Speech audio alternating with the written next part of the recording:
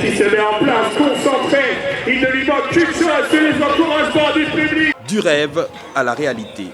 Libreville s'impose désormais comme une étape incontournable du circuit mondial des sports urbains. Ce qui n'était qu'une ambition est devenu une signature. Le FIS District Libreville est désormais un rendez-vous inscrit dans le paysage sportif et culturel du Gabon.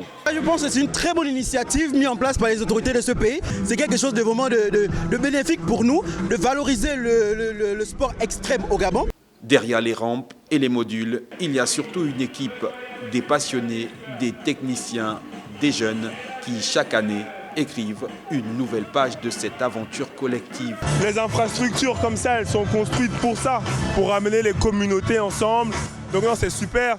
Et ce genre d'initiative, c'est vraiment à souligner. En fait, il en faut ce genre de partenariat avec la fondation de Géraldine Robert et le FMCT. C'est des partenariats qui sont super importants, qui ont une impact social extraordinaire. Avec plus de 3000 spectateurs par jour lors des premières éditions, des centaines de jeunes formés, aujourd'hui, la dynamique ne faiblit pas. Je m'appelle Julie Ferratier, je suis responsable d'événements pour la société Hurricane qui organise les événements FIS. Alors aujourd'hui à la Baie des Rois, nous avons l'événement FIS District qui a lieu pour la 3e édition.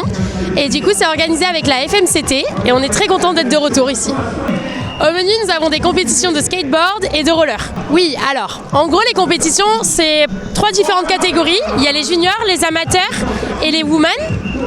Et du coup, tout se fait sur le skatepark. Le skatepark, c'est un lieu où il y a différents modules qui permettent de réaliser des figures qu'on appelle des tricks. Et du coup, chaque personne va passer chacun son tour pour essayer de faire la meilleure performance qu'il peut.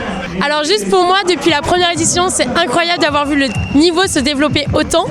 Les riders sont de plus en plus forts, ils sont toujours volontaires et c'est très agréable à voir. Et on est content de voir leur niveau progresser.